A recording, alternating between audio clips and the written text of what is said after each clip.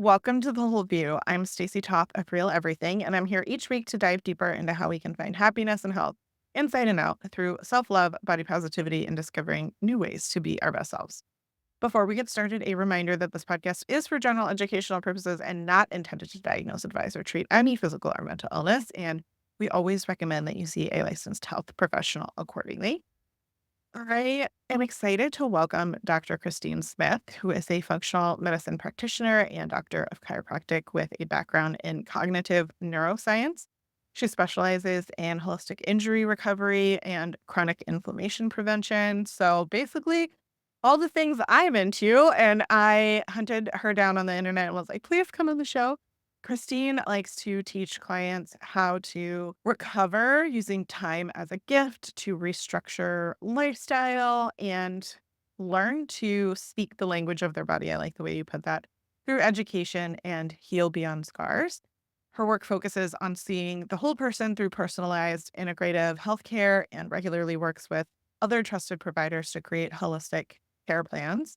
And her path has included many experiences outside the straight academic path leading her to where she is today. I do want to just put out there, Christine, so you're aware, I have had some people who are doctors of chiropractic or functional medicine practitioners, and I'm using kind of air quotes when I say that because there's a lot of pseudoscience in the things that they come with. And I want to just tell listeners, pet you a little bit to calm down, let your nervous system just feel okay. That Dr. Christine is coming from a place that is really working with your body and using science as a base. And so we're going to talk about protein today because I feel like that is huge in social media and culture and everything, especially for me right now. I've been doing a lot of my own education around being in perimenopause and the things that I need to change a little bit about my life.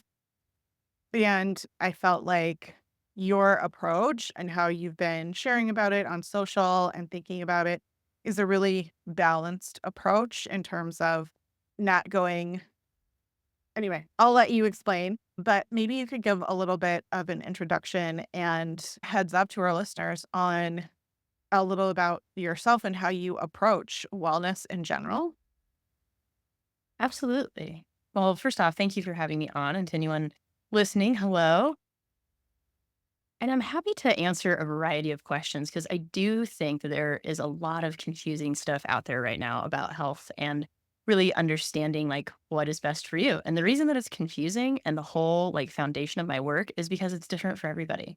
And it depends on the state of healing that you're in and what your body's going through. I do think some of the rules about how much protein you should get into your system, I like that they've been increasing over time. I do think that is relevant. But again, it depends on what you're doing. If you're weight training all the time, you're going to need more than someone who just sits at a computer all day. But if you sit at a computer all day and your goal is to build some muscle, you should probably do more protein. So it's this give and take and this balance. And that's where I really like approaching holistic care as a balanced approach because I find a lot of people won't have an evaluation that sees all of them. And they'll be told that this one thing is wrong. And if you do this one thing, everything is fixed. And it's just that's not really how the body works. And so a lot of what I teach and what I focus on is teaching people how physiology works. And to me, that's really what functional medicine is, right? Functional medicine is just doctors relearning and prioritizing physiology over pharmacology. It doesn't negate pharmacology. It still has its place for different things. But in general, if we can turn to physiology first, a lot of the time you don't even need the pharmacology. And for me, I'm a non-prescriber, right? And so I work with a lot of other really wonderful doctors, everything from MDs to DOs to NDs to whatever. And sometimes I will share clients with them and they'll do some of the prescribing and then I'll do some of the holistic care and I'll make sure that we're having our whole team work in sync. I kind of work as a quarterback for a lot of people between providers just because I think that's missing a lot in healthcare. So it depends on what's coming up, but it is one of the things that I actually really love about my chiropractic background. And I used to work in research and stuff. And then I very consciously chose chiropractic instead of the traditional medical path because I wanted to be taught in the vitalistic model. And the vitalistic model is all about what's right with you and how do we bring it out instead of what's wrong with you and how do we suppress it. And so to me, it's just a totally different way of thinking. And I don't really understand a different way of thinking anymore about the body. It's well, why would we not bring out what's right with you? Why would we not foster nature's intelligence?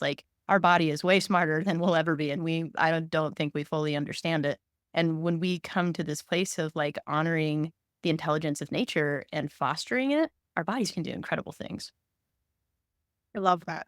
And I think if we had more of that perspective in wellness culture, we would probably have more people who are well, right? Like when we focus so much on sickness and the negativity of what's going wrong with us, it also affects our mental health, which then affects our physical health. And it's like this whole cycle. So I'm I totally on board. I think there's also a bit of a difference between wellness care and quote unquote what we call healthcare these days. So, wellness care is usually trying to prevent the disease from occurring in the first place. Yeah, agreed. Okay, so we mentioned protein, and I think one of the places that we need to start is just a basic understanding of what even is protein. Like, I have teenagers, and despite the fact that they're in school being educated on this stuff, if I ask them what a protein is, it's like deer in the headlights. And I've boiled it down to my children or an explanation of something with a face, which is not accurate either.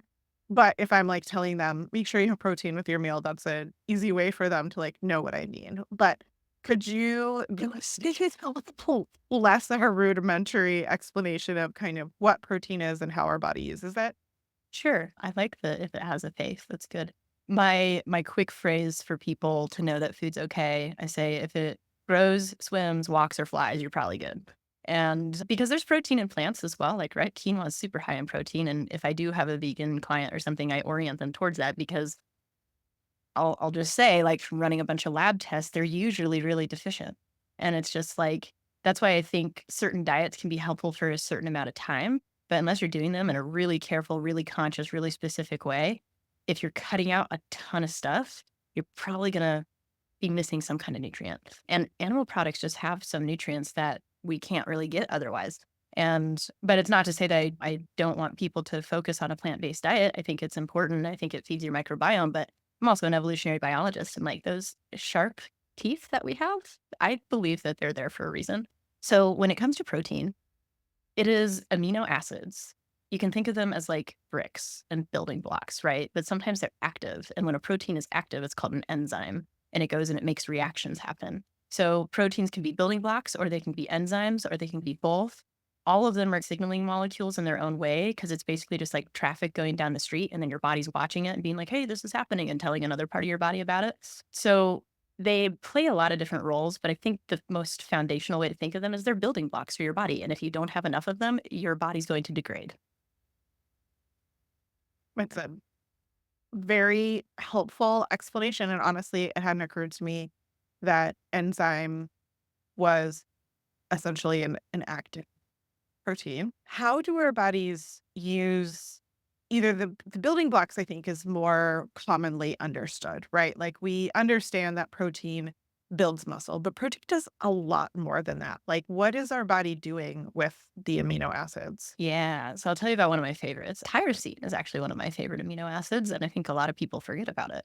But the reason that I like it so much is because it is the precursor to your adrenals, like your adrenaline and epinephrine and that kind of hormone.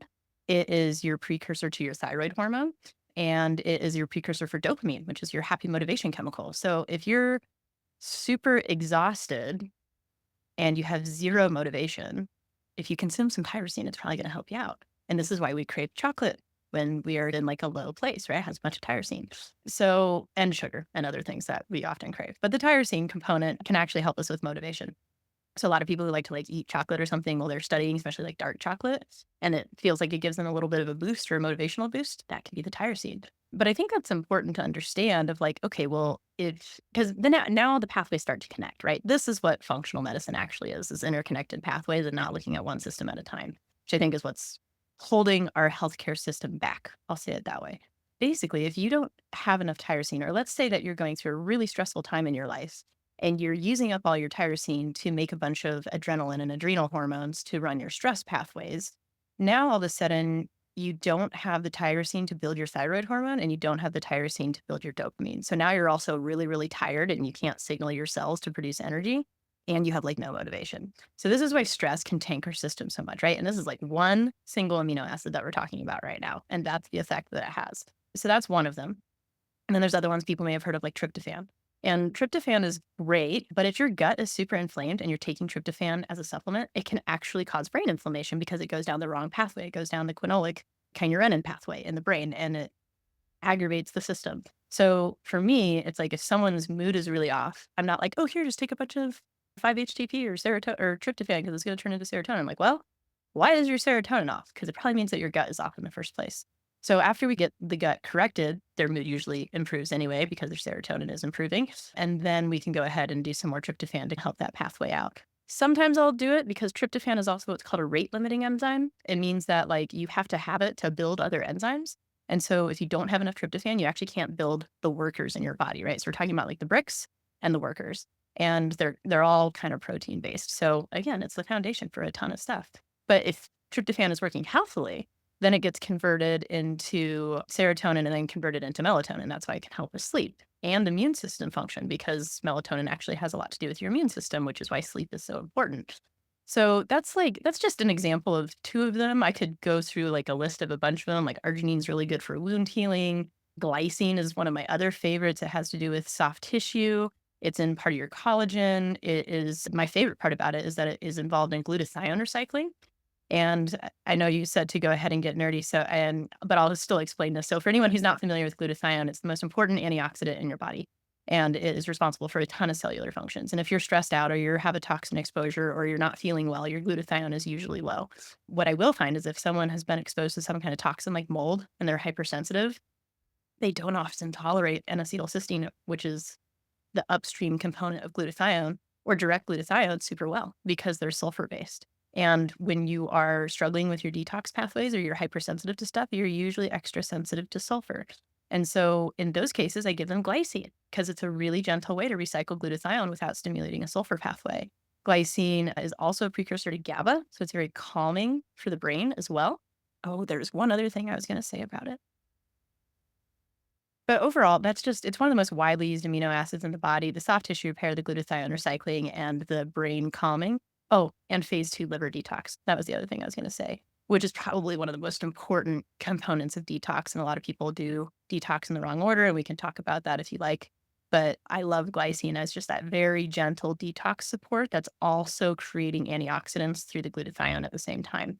So this is why proteins play so many roles in the body is because each one of them has multiple purposes. And then there's so many different kinds of them that kind of play different roles as well. I love that you just got so nerdy. That was Just gonna good. like put that out there.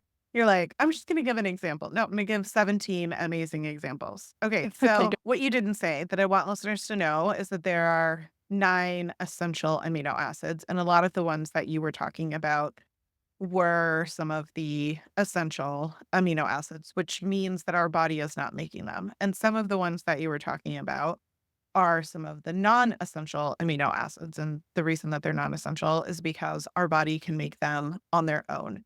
So, one of the terms that I heard a lot, and I used to be a competitive lifter, and I would take BCAAs, and I can only assume that AA means amino acid, but I don't even what does BCAA mean? And for some of the other proteins that are having a moment right now, right? Like I can think of creatine is having a moment and right, like there are so many different proteins that are very popular in I'll say social media, but really like culture in general, right? What talk us through some of these. Like first of all, what are they and what are your thoughts on some of them in terms of a person not working with a professional like yourself and just being like, "I'm gonna take this isolated form of this thing over here." Yeah, no, that's a great question. I'd say with like, it's pretty hard to go wrong with amino acids and protein, especially if you're getting them through food. Like, I really like amino acid therapy. Like in my practice, I am more of a cellular medicine doctor, is what I have found. And it's funny when you originally get into practice, you don't always know exactly like what you're going to be drawn to. To me, I'm drawn to what works. And if you fix the cell, the rest of the body tends to be fixed, but you have to fix them in the right order. And that's like what working with a practitioner is about. Because if you like detox someone before they're ready to detox, you can make them worse. So all these trends going on with like, just do this giant like parasite cleanse with all these herbs. And also we're not going to talk about the fact that you've been constipated for 3 days and that you can't poop them out anyway. So it's like, that's what I mean by the right order. So that's where coming in with a practitioner is important. Let me go back to the beginning of your question. So you asked about branched chain amino acids, BCAA. Branched chain amino acids, I remember them as VLE. It's valine, leucine, isoleucine. We had to memorize all these in school, right? So I have them all categorized by mnemonics in my brain. But basically, it just means that they have a little branched molecular chain off of them, and they're really helpful for muscle growth, muscle repair. So with the amino acids, and I was thinking through this earlier, like, how can I separate these in a way that makes sense to people that I never learned, but I wish I'd learned? And so if you think for like the complete proteins, right? Complete is like the essential amino acids. And it just means that it's in a form where your body has all the pieces that it needs to like complete the process. And it's really important for muscle synthesis and repair, hormone and enzyme production, immune function, and energy production. When we talk about the other amino acids that are non-essential or incomplete, they're more for like structural functions, energy regulation.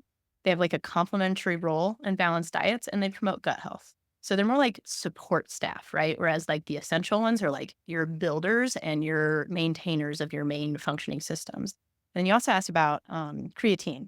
I think creatine is really important. I think women have way less stores of it than men. I think it can be a great thing to get into your system. It's also very supportive for your nervous system. But I do think that doing one thing by itself in excess all the time without rotating it with other ones or taking a break and letting your body rebalance is not great because you can throw your system out of balance. Like one of my other favorite amino acids is lysine, and lysine is incredibly supportive for the immune system and it's very safe. I'll even work with like pregnant moms who struggle with like cold sores popping up because they don't always want to take a lot of stuff that's hard on their liver when they're pregnant. Lysine is like very basic. You're getting it out of food anyway, and it can like knock those out in no time. Same thing with kiddos. It's like you can just do a little bit of lysine powder in their water when they're sick, and it's an antiviral and it's an immune support. But it's temporary. I wouldn't tell someone to take a high dose of it for a long time because you have to let your body rebalance. And your body is designed to balance. Your body is designed to fix itself. It's designed to heal. The only things that impede it from healing are whatever's in the way. And so it's like sometimes it's us in the way, sometimes emotionally, right? That's a whole other rabbit hole that we can go down. Sometimes it is a physical ailment in the way, like we got injured or we have some kind of growth or something that's like disturbing our system. Or sometimes it's something chemical that's in the way, and it can be from the environment or it can be from us over consuming something. So this is where I really like to teach people to listen to their body. And I had a gal at the gym I collaborate with the other day, and she's super fit and older and wanted to start taking some creatine. I was like, yeah, I think that's a great idea. But you have a history of your kidneys struggling with creatinine. So if you're going to start taking it, let's just run a blood test and make sure your kidneys are okay. So it's like just checking on things. And that's like a $3 blood test, right? It's like just checking on things, being aware of stuff, not doing it mindlessly, maybe having some kind of calendar where you're like, oh, I've been doing this for 2 weeks. Let me take a break for a week. And you just, or like if you're using it strategically. So it's like you take creatine on the days where you're going to work out really hard, but maybe not every single day. Or if your nervous system is feeling really frazzled, you do some creatine and some glycine to like calm it down, but you don't do that every single day, all the time in high dose. So that's how I teach people to think about it. I'd rather teach people like what to have underneath their bathroom counter and how to use it in rotation. I think that's a more effective and sustainable approach. If only like moderation and the things that you're talking about were able to be marketed in like a clickbait way. I couldn't help but think like the way that you're explaining things and like, yeah, but that's not nearly as compelling as like, you need this. Like it's sad to me that there are kernels of health and benefits to these things, but it's also a lot more nuanced than that, and it's really bio independent, and unfortunately, that doesn't sell marketing-wise, clickbait-wise, as much as some of the things that I see where, like, I know friends of mine in real life this is where I know that things become super popular is, like, when my neighbors start talking to me about the the brand of collagen they're taking or the creatine that they're interested in or whatever, because they're not people who are working out all the time. They're not people who are in the health and wellness industry. And it filters down from this saturation that comes from social media or different kinds of things that an influencer is partnered with a brand that comes out and then it's like gets saturated and everybody thinks they need it and they don't realize that's where it came from, a thing. But I like that your answer was the protein. It's not like some of the other things that might be more concerning.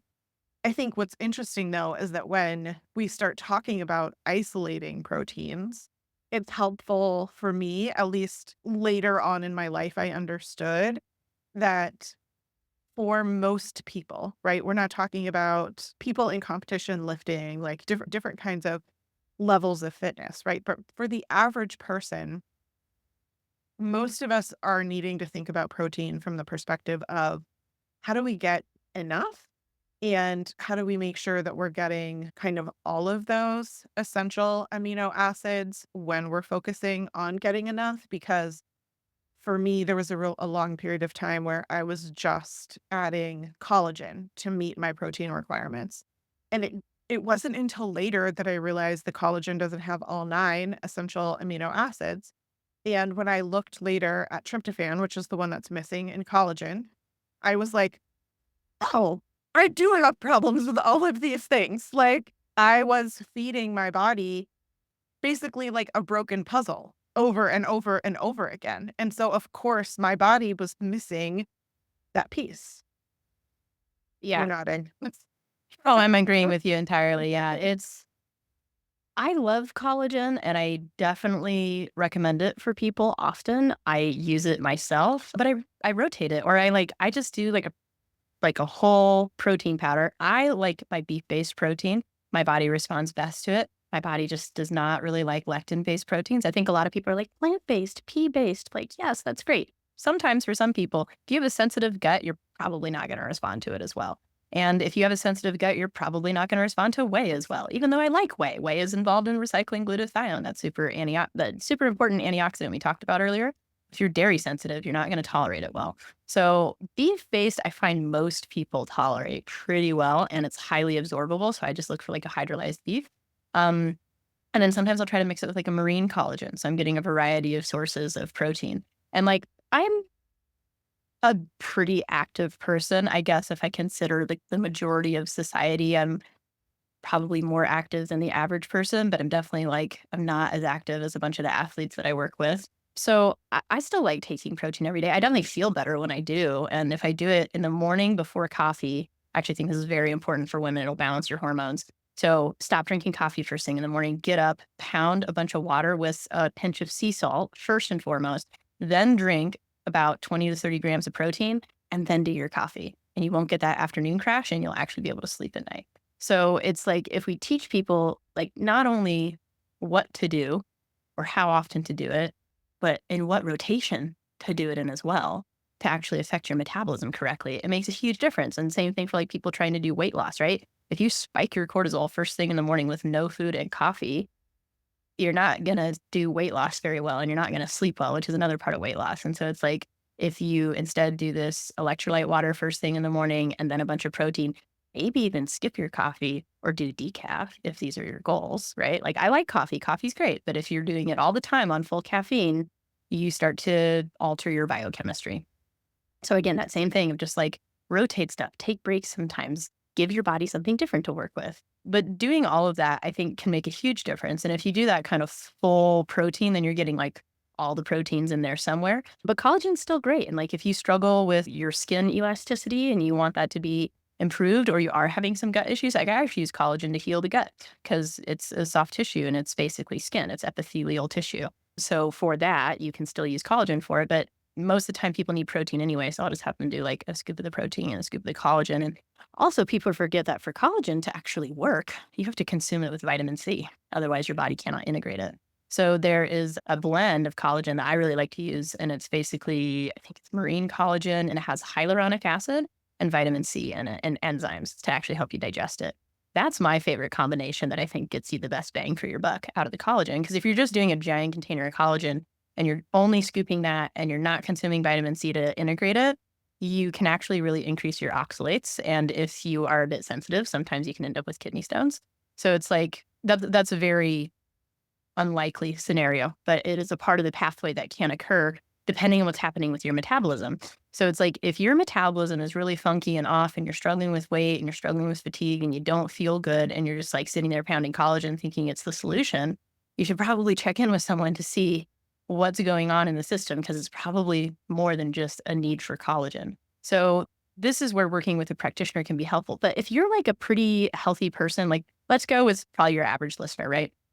So let's say like you're a mom, which by the way, if you're a mom taking care of your kids, you're producing as much cortisol as a CEO. So keeping in mind that you're dealing with extra cortisol levels during the day. So even though you really want coffee in the morning, check in if it's because you need energy and you're like flatlining and that's the only way you can start your day, or if it's because you love the ritual, which is more likely. And it's like sometimes you can still have that ritual, you just do decaf or you just do like a mushroom coffee every other day or something. You just switch it around just to help those cortisol levels throughout the day. But if we can start your day with a bunch of protein, we actually give your body energy to function. We give your brain energy to function. And then you actually remember to eat lunch or you eat the snacks that you're preparing for your kids, right? When you prepare snacks for your kids, you prepare snacks for yourself and you like keep your blood sugar a little bit level throughout the day as you're taking care of all of this. And then you try to have a really like nutrient dense lunch. And then you're probably having some kind of dinner with the family. And then you're trying to go to bed later. But often maybe you have to deal with your work and stuff. It's like if you can keep any like computer screen time to at least stopping like an hour-ish before you go to bed, then you're probably going to sleep a lot better. And so I feel like that's the more realistic way for people, but it's just like keep some protein in the car. Like my snack bag, I basically have a snack bag that lives in my car or my backpack if I'm going on a plane or whatever, because I don't eat airport food really. It's basically pumpkin seeds, meat sticks, protein bars, granola, and some dried blueberries and like some electrolytes.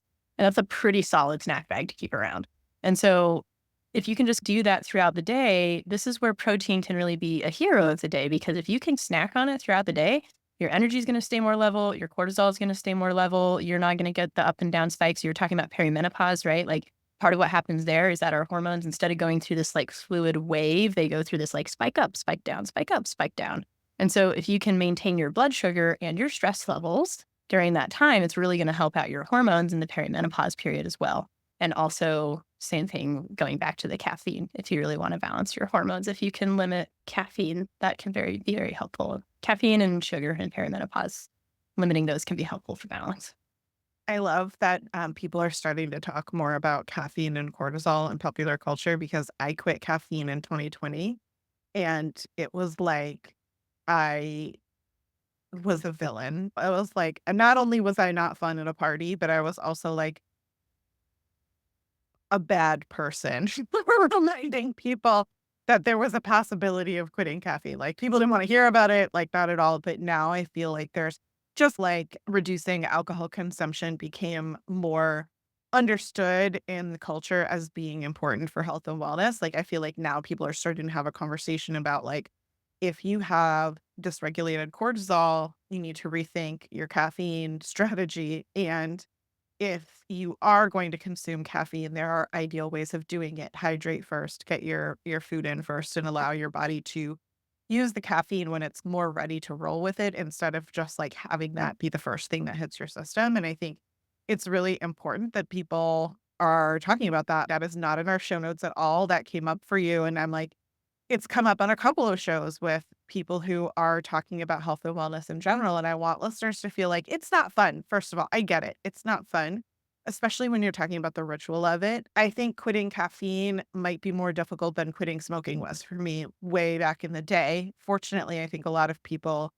in younger generations never start smoking, which is great. But for me, it is so socially acceptable to drink caffeine and to drink alcohol at, like, all times. I think about how many, like, memes and jokes there are, like, "It's 5 o'clock somewhere," and, like, people drinking caffeine after they drink alcohol to re-regulate and get themselves so that they can function or whatever. And it's when we're talking about health and wellness, those are the kinds of things where I'm like, you can't be tweaking your amino acid profile and like all of these different things that we talk about health and wellness, gut health, all these things. Like we're getting really in the weeds here, but you're doing these other things. Like we need to address like the bigger things that are happening first before we can start talking about all these other stuff. So I appreciate that you're having that conversation and putting it out there because for me, it took way too long for me to get there. And I had eliminated so many foods, and all it was doing was causing me to have more and more gut health issues because I had less and less diversity in my gut, and that made me more and more sensitive to more foods, right? So it was like I was on this a snowball of badness, right? It was just like it was really hard to get out of it. And I made a decision like, I am going to have a smoothie every day instead of coffee. That is the only decision that I'm gonna make for my health. Like, I'm gonna have a smoothie because I don't have a gallbladder. I'm celiac.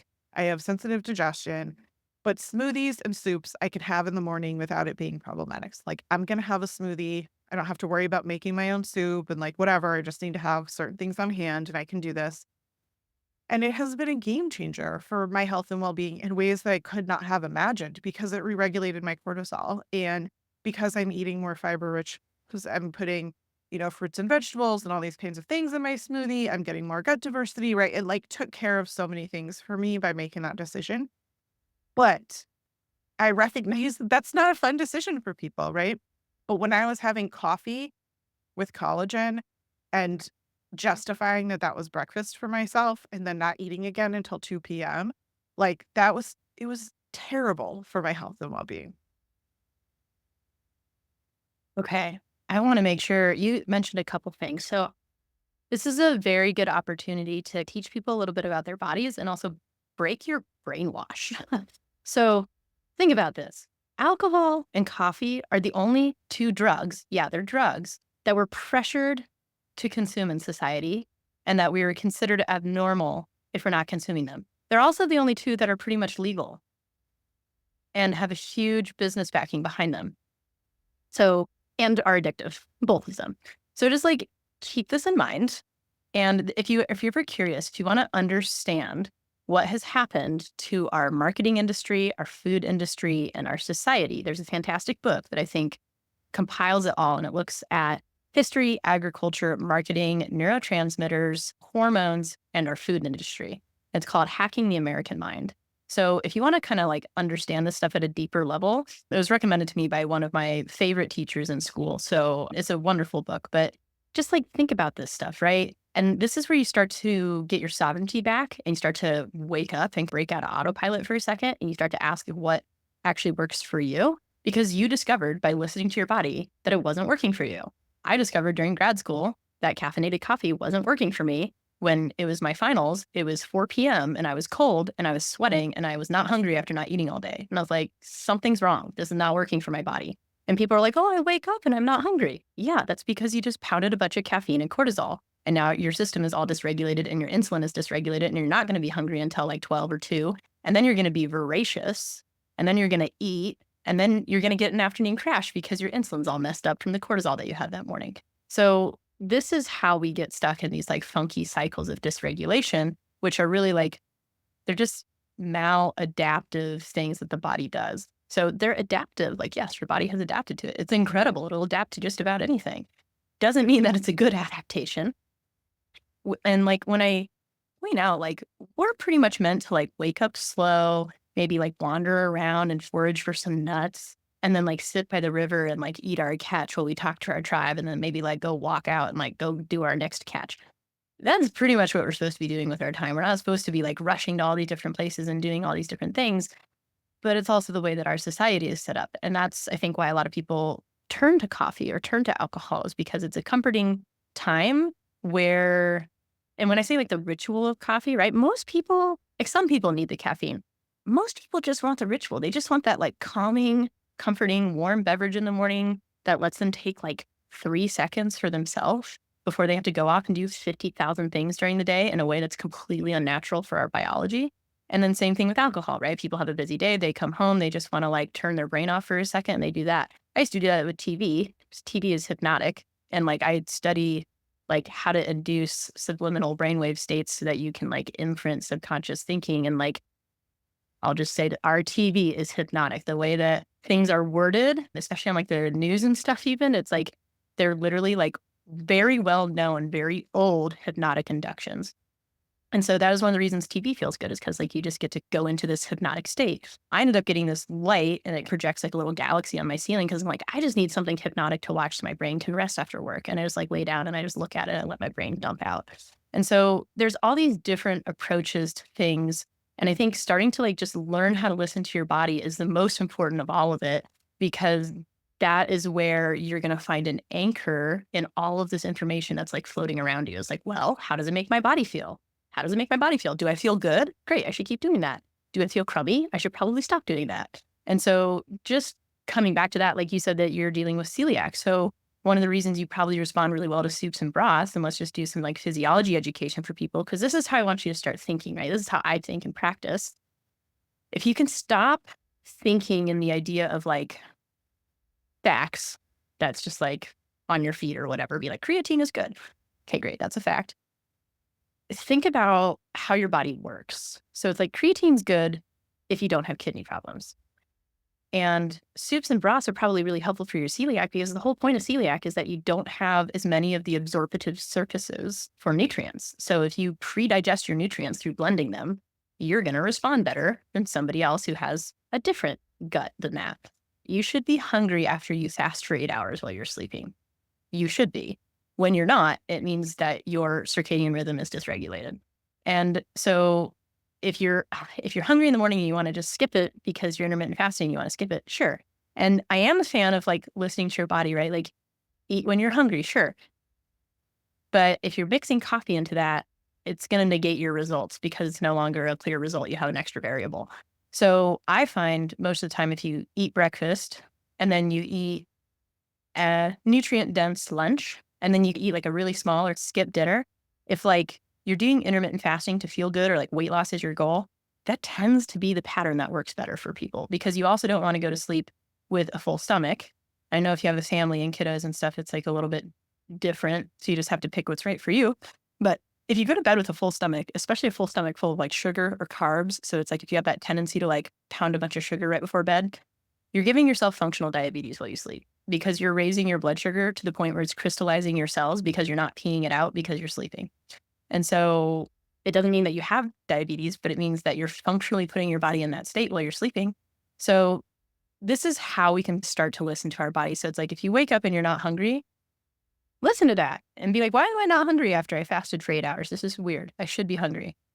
And then if you get voraciously hungry at like 11, 12, 2 or whatever, and it's like that gnawing at your stomach, clawing hunger rather than like that kind of dull ache, that gnawing, clawing at your stomach, that's blood sugar hunger. That is dysregulated blood sugar. It's just that like simple, basic, like hollow ache. That's more real hunger. And so if you have that voracious, like blood sugar hunger and then you eat and then you crash, you're dysregulated. So this just means that you might be one of those people if you're in this state of doing that and then you go home and then you're tired and then you get a second wind and then you don't sleep well and then you wake up and you're not hungry again. That means that your cortisol rhythm is a little bit disrupted and you might be one of the people that could benefit from doing decaf. And there's so many good options out there for that. Like I'm drinking coffee right now, but this is a decaf coffee that is also remineralized. So it balances the system a little bit for me at the same time that I'm drinking coffee. Plus I drink the decaf. So for me, it's more just beneficial, but also my gut can handle it now versus when I was dealing with like some mold illness and I was hypersensitive, my gut did not like black tea and coffee because of the polyphenols, which can be irritating. So that's a long-winded answer to say it depends. You mentioned listening to your body. And one of the things that I always try to remind people of is kind of inclusion and acceptance that all of us might not have the ability to listen to our body. So let me explain just a little bit. And I'm wondering how this comes up for you. But I am a mom of someone who has extreme PTSD. Their ability to connect with their body is entirely different than mine. And there are a lot of Yes. people who have trauma of different kinds that they have not dealt with or are not aware of. And in addition to that, there's also this whole hyper palatability of like, I would have told you for a decade that I was listening to my body because I wasn't having breakfast in the morning. I was listening to my body that it wasn't hungry. And then at 2 o'clock, when I was voracious, I would binge. And I was listening to my body that that was the appropriate thing for me. And I think when I hear that phrase, I get a little like, I don't want to say triggered, but I'm a little bit like, oh, because there are so many people I think that what you intend with that phrase, I think a lot of people use as either justification, like I was, for the very dysregulated thing, which you've already explained very, very well. And I appreciate that you did that because I tried to explain it several times, and having somebody else from a different perspective in your experience do it is awesome.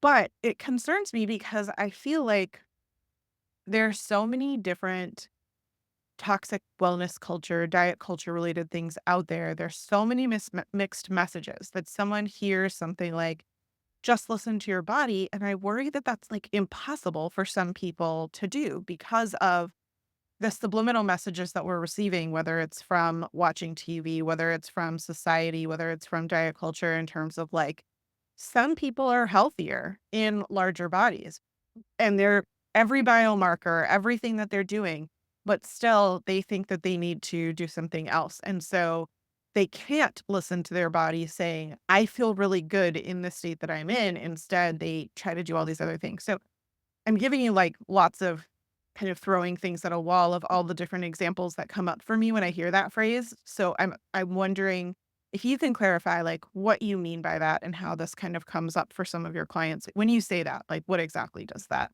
represent? Sure. Well, I'm glad you brought up the point about like PTSD. And I think it's more common than people think. And it's not like when we say PTSD, a lot of people are like, well, I've never been in a genocide, so I don't have PTSD. It's like you got PTSD from a bad boss. PTSD is really just like a state where you felt helpless and it feels unresolved. And I do a lot of like subconscious reprogramming work. And the trend among all of the different techniques is like the way that you heal trauma is by pulling some kind of benefit or lesson out of the experience. So that's like what we'll do if you like get people into those a little bit of a trance state where you can work with that.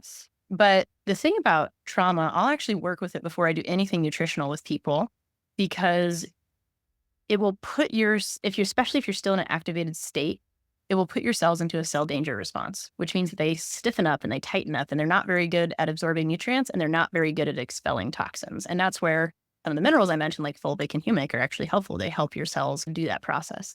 But I can understand how the like listen to your body could feel like a trigger.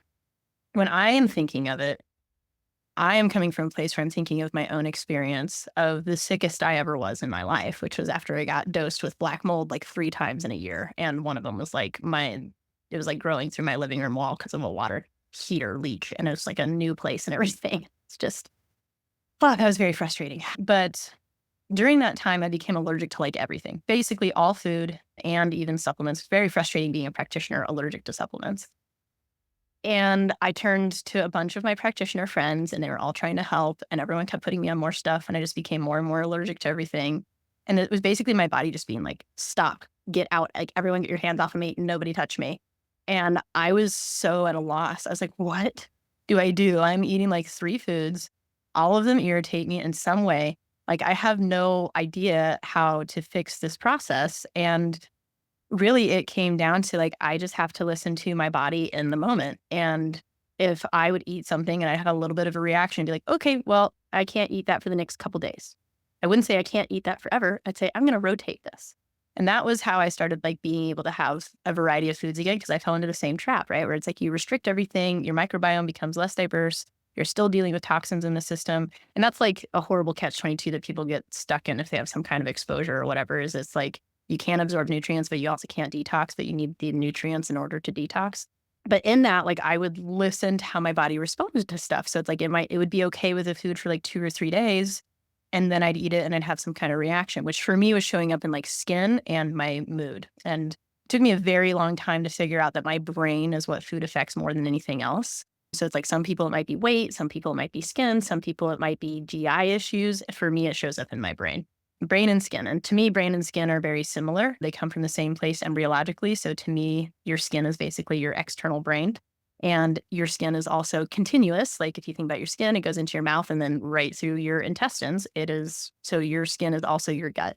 So inside skin, outside skin, same skin. If your outside skin is pissed off, your inside skin is probably pissed off. So with all of that, this listening to your body comes back to how's it making you feel? And yes, there's a component of like, well, I'm not hungry, so I'm not going to eat. Sure. But you have to tap into like what kind of energy. Do you feel like a squirrel? Because if you have really squirrely energy, that's probably cortisol and you're probably running on adrenaline and it's not actually energy. Versus if you're like, I feel calm and energized and clear and like I don't have brain fog.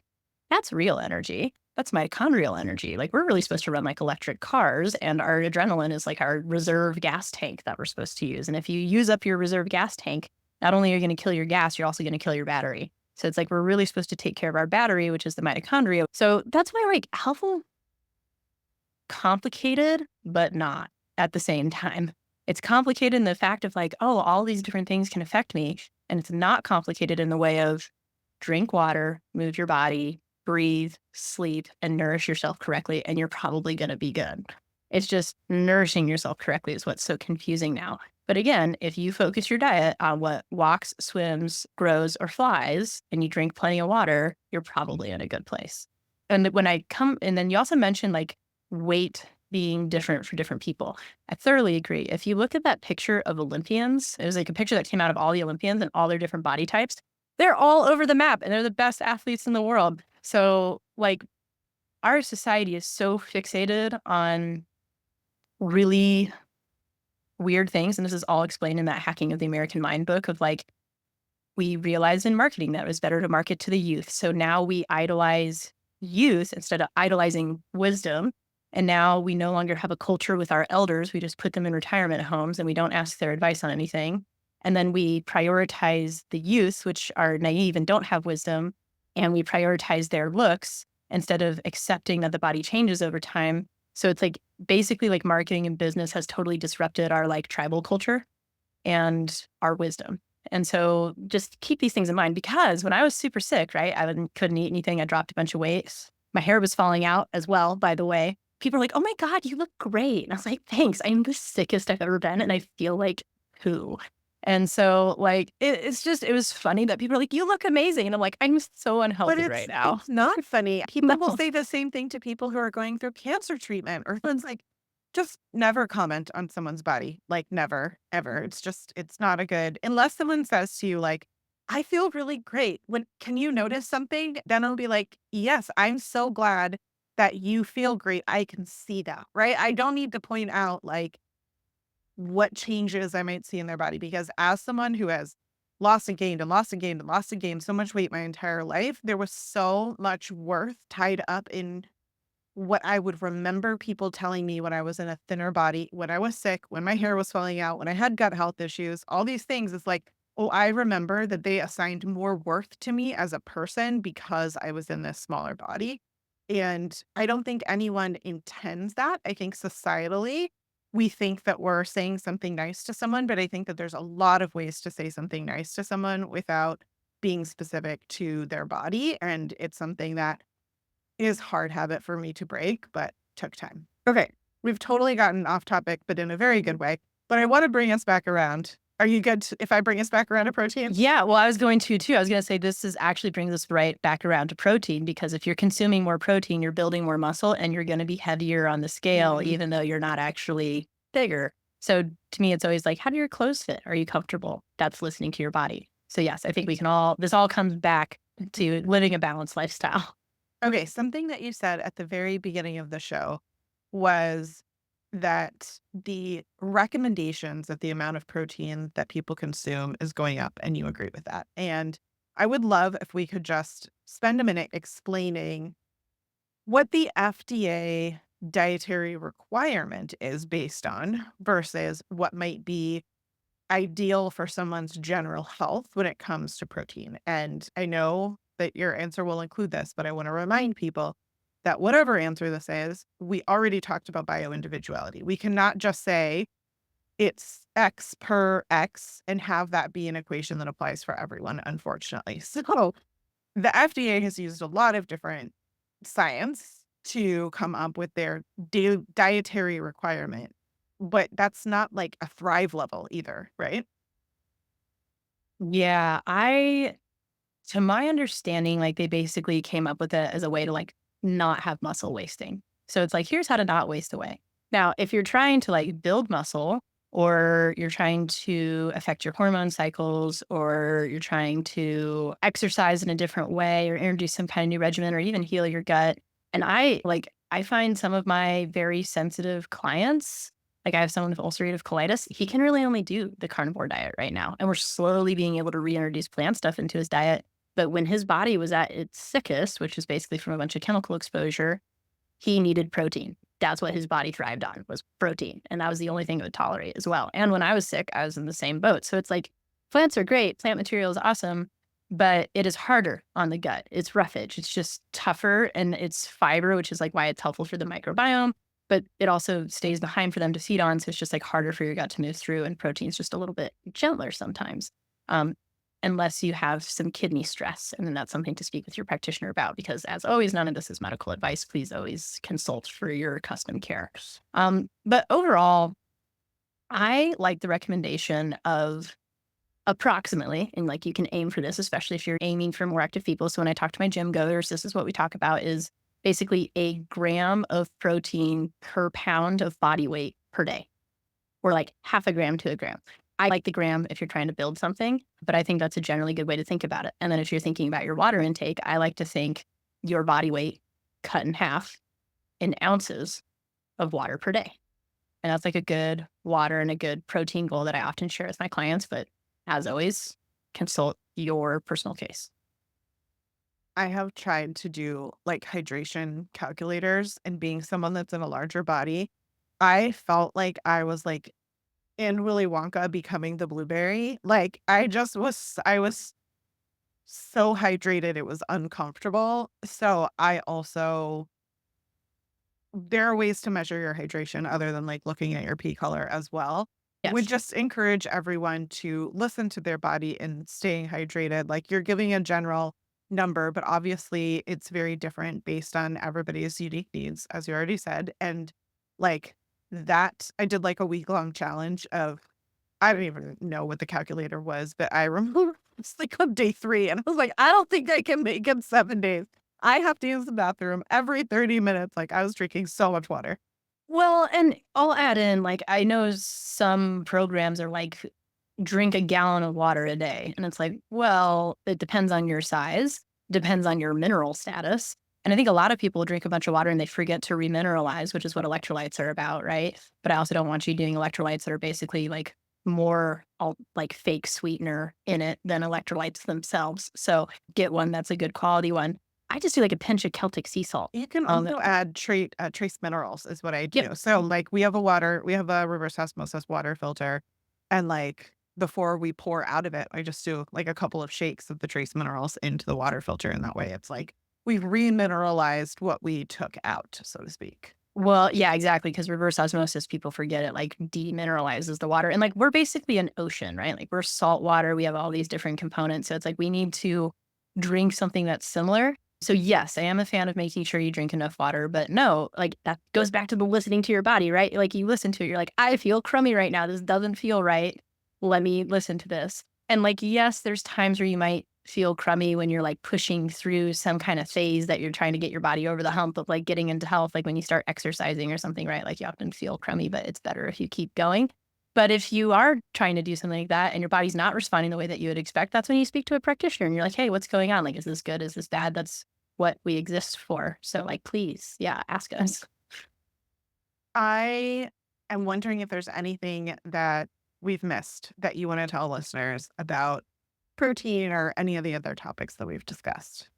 Yeah, I guess I will say like different stages, right? So for women, like you're gonna need more protein when you're pregnant and lactating, and you're gonna need more protein when your hormones are changing.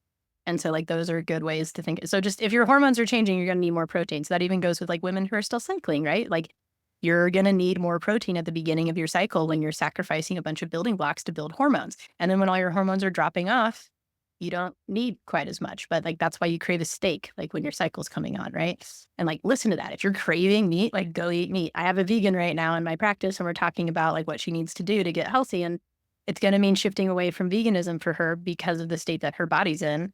But she's like, I have been craving a steak. And I was like, great, go eat the steak. But for her, it's a whole cultural thing and a friend group thing. And so these weird societal pressures, like I just want to give you permission to unattach from them and realize that everybody's different and you should listen to your own body. And even if like Susie, the soccer mom over here, says that you should be doing 50 grams of creatine a day, it's like, okay, well, maybe check in with yourself on that and like see what's right for you. And do your own research. Like there's with AI like becoming a part of Google, like your Google searches are so much different now. And it's you can be like, I weighed this much and these are my goals. Like how much protein should I be eating? And it'll probably give you some kind of estimate. Now, I'm not a huge fan of Dr. Google. I think you can get a lot of wrong answers. So this is where like please talk to your practitioner as always. But I just want to bring up the fact that it's like depending on the phase of your life you're in, you're going to need different stuff. If you're super stressed out, you're probably going to do better with more protein. If you are dealing with some kind of environmental or toxin exposure, you're probably going to do better with protein. If you're dealing with some kind of big shift in your life, like becoming pregnant or right after birth or some kind of hormonal shift, you're probably going to do better with protein. If you're a guy, like you go through your own shifts as well, or if you're trying to build muscle or you're trying to get more testosterone or you're trying to exercise more, you're probably going to do better with more protein. And you're probably going to do better with balanced protein than like only doing branched chain amino acids or only doing collagen. So just like rotate stuff, listen to your body, use your critical thinking is probably my most important piece of advice. I think a lot of people just tend to listen to like whatever is shown to them on social media or the internet or the news. And just ask yourself, whose marketing funnel am I in? Right? Like No, that's what is a really good point, and especially as it relates to Doctor Google. I would add that AI is only as good as the data that's being put into it, and I find that sometimes the AI answer that I get to things, I almost kinda, like, try to break it and play with it sometimes just to see what it'll tell me, and I'm like, "That is misinformation. You are not pulling that from, like, published studies, you're pulling that from someone's blog who doesn't have the correct information to be giving medical advice anyway," right? So, just be mindful as you're reading some of those things that a lot of resources that are gonna give advice aren't really in a position to be giving the recommendations that they are, which kind of brings us to where you can work with either someone like Christine or you can find Christine at depthwellness.com and on social at Dr. Christine Smith. We'll put links in show notes for you, but I know you have a free webinar link that you wanted to share with listeners as well. Can you tell us about that webinar? Yeah, I like that one. It's my foundations one. So it's like anyone that is curious about working together is just curious about like how I teach. It is, I think it's about 80 minutes, but it's a free 80-minute webinar that you can listen to that goes over all the fundamentals I was talking about much more in depth. And the way that I practice in care is I work with the cellular healing cycle. All of our cells heal in the same cycle, no matter the type of cell. So my approach to care is why would we not just go in the same order that the intelligence of nature goes in? Let's just support it. So that webinar is about how to do that. And there's a lot of stuff about food and like why food is confusing and like things to consider and tricks for listening to your body and how to help yourself in that realm. Awesome. Okay, last question. I always like to leave listeners with something that's positive and actionable, a suggestion that they can take forth and do today. We've talked about a lot of things, a lot of different implementations of if someone's reeling like, "Oh my gosh, I'm underhydrated, I'm over caffeinated, I'm not getting enough protein, I'm taking the wrong kind of protein," and they're feeling like all these things that we've said. What would be like the thing that when the podcast is over, when they're done driving their car or whatever they're doing, that you would suggest that they can implement one thing? Sure. One thing, the most important thing, awareness, awareness of your body and awareness of how you're feeling. And if we go back to like that average person I was talking about, that mom that's running around a soccer practice and doing all the things and has the cortisol level of a CEO, just like being aware of how you feel. And like parenting is tough these days. And I don't know if we were ever meant to take care of children in a nuclear unit. We were meant to have like a whole tribe to take care of them. So it's very stressful being a parent or just living like our general lifestyle. So just awareness of how you're feeling and awareness of your body and awareness of when you are completely tanked and like awareness of when you are reaching your limit or your edge and working something into your life with your partner, with your family, with your friends, with your babysitter, whatever, of like, hey, I just realized I am 1 point below my tipping point today. I need you to take charge of life so that I can go do some self-care today. I honestly think that self-care is gonna balance you out more than any creatine or protein or collagen. And so just making space for that, but making space through awareness in the first place, because most of us just get locked into this like autopilot, get the kids to soccer practice, do the next thing, do the next thing, do the next thing. But the do the next thing is a trauma response. So that means that you're in a fight or flight state. So balance your nervous system first and foremost. And that is the thing that I feel safe recommending because I can't give specific recommendations to anybody on nutrition and supplements. Like you have to work with somebody or get some testing done or something to get specific recommendations.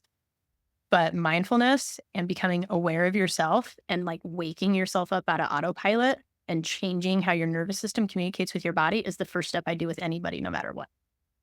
I love that so much, and I couldn't agree more. I actually was just talking on socials yesterday about how I feel like a lot of us, whether you're a parent or not, but especially I think if you're a matriarch and you are carrying a large mental load in the home, we put ourselves last, not just in the time that we put aside for ourselves, but also like, oh, well, we don't have budget in the family for me to do the thing, right? To take the fitness class that you want, or in my case, it was to do pottery or to even take the time to go to a free support group or different kinds of things that I really had to carve out different habits and incorporate in my life. And those things were huge in terms of my overall health and well being because once you start to make yourself, you don't even have to think of it as like putting yourself first. I know a lot of people say, put yourself first, put on the oxygen mask, but I love the way you're saying, like, wake yourself up off of autopilot and treat yourself with the same kind of kindness and respect that you prioritize the rest of your family. Like, would you tell your child, no, you can't take whatever sports or art class or whatever it is they want to do? Or would you find a way to make that happen for them if you can, if you have those resources? And sometimes that means sacrificing other things. It means each kid gets one thing so that mom can get one thing. And you're teaching them fairness. You're teaching them that it's important for you to practice self care so that they grow up and they know that they should practice self care. Like, I think all of these things are so important and not talked about enough because we think that like self-sacrifice is noble and all of these things. And it's literally killing us. You've given the statistic about the CEO twice, but that's just the tipping point of what we know about the country right now in terms of mental health and burnout and all of these things that are affecting our health so much. So couldn't agree more. Why I asked you to come on the show. I feel like all of the thoughts that I have, you have articulated so incredibly well. Listeners, I want to remind you if you want to follow Dr. Christine for more wonderful insights, you can find her at depthwellness.com or on Instagram. And yeah, is there anything else you want to share? Yeah, I'll just say for anyone struggling with exactly what you're describing, meditation's free. And so it just requires sitting there and some self discipline. And there are so many different kinds and so many different ways of doing it. It doesn't have to just be like sitting, listening to your breath. You can envision yourself doing some thing that you want to get better at. Let's say you want to like play piano, right? Like you can meditate that you're playing piano and your brain will actually change. You can meditate on the future that you want to have. You can go to this spacious place where there's no voices and nothing else exists. And that is where you can go take that break. And a lot of us search externally for what we're looking for. And then we're still find like something's missing. It's usually because we're really disconnected from our internal state. And so, like you talked about PTSD earlier, that is the best way to start listening to your body again is to go inward and be like, what is happening right now? And sometimes you have an emotion come up and then you just have to feel that emotion. And then there's like, you can do inner parts work with yourself, which is basically working with your inner child. And it's like, if you're self-sacrificing and you're just like pushing through all of your boundaries to take care of everybody else, and you're saying that this is a good thing, you're basically like shoving a sock in the mouth of your inner child. So just like have that image for a second of what you're doing to that child within yourself. And be aware that it's actually traumatizing not only for you, but you're teaching bad patterns to your family and to your children. And do we have time for me to give like one little comparison that I liked? Okay. So, Inner y- child, sock and mouth. Compliment yes, Matt. thank you. But basically, like, there's this work that you can do with your inner child where you go inward and you feel these feelings and you say, like, what do you need to feel safe? And it's almost like you're having a conversation with a kid internally. And you're just like, what do you need to feel safe right now? And they're like, I need a hug. And you're like, okay. So you just like give them a hug and you just do whatever they need in that moment to feel safe. You tell them whatever they need to be told. And when you start like connecting with yourself in an internal place like this, I think it really regulates how you interact with your children, because there's this component of like talking about gentle parenting. And I love this because it's like parents are like, everything gentle and everything soft and I'm always in a good mood and blah, blah, blah. And then finally you hit your edge and then you freak out. And then you go, oh, I'm so sorry. Like, mommy is so sorry that she freaked out at you. And your kid is like, yeah, okay. All right, sure. And then you're like all calm again. And then you like hit your edge again a week later and you freak out.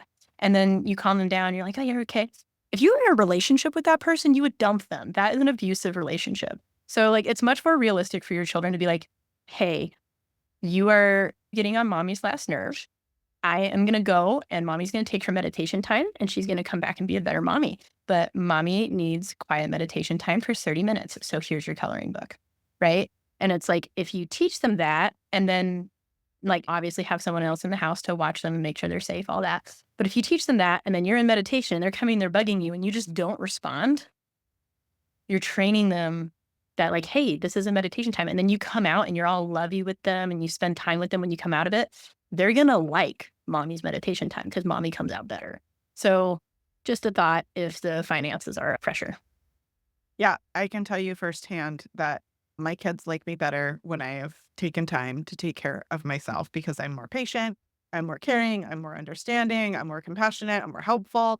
Like I'm all the things that I want to be when I have taken care of myself. And sometimes you go into that meditation, like the other last week, my two of my kids really hurt my feelings because that's what teenagers will do.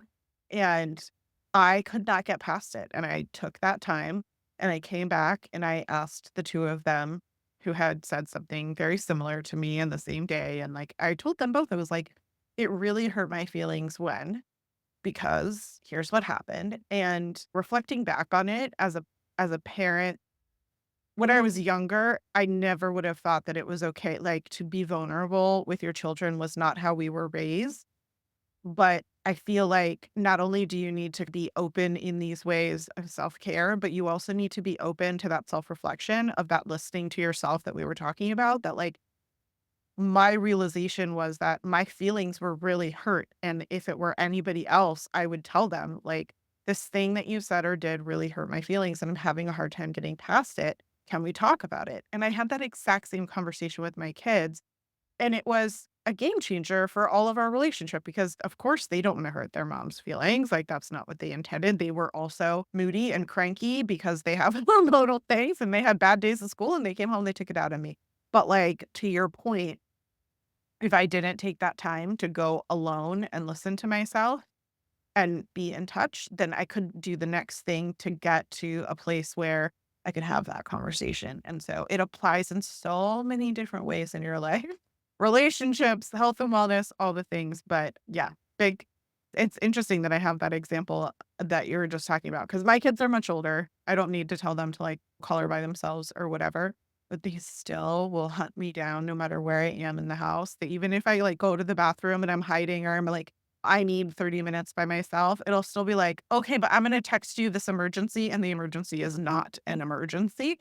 And like, I need to train myself to not respond when they do that. Right. Even today, while I was recording the podcast, two of my kids have been messaging me. One of them ordered Uber Eats at school and they sent it to the wrong address. And mom, can you help? And I'm like, no, because I'm recording my podcast right now and they're going to learn a lesson about this Uber Eats situation I can't solve it for them, right? So I'm going to keep recording and I'm going to ignore the texts. And that's really, really hard as a parent to have those boundaries and do that. But I think the more that you do it, it's like a muscle, right? Like the more that you do the flexing and the building of that thing and making time for yourself and caring for yourself and listening to your needs, the more it becomes like a stronger muscle and easier to do when the other times come up. And to your point, I want to emphasize like your children will be better off for it. Like you're not being cruel to them, you're not being unkind as long as you are responsive the same way that they bring things to you and you listen and you do the same thing back. So now it just turned into a parenting show. Look at us. All the things all in one show today.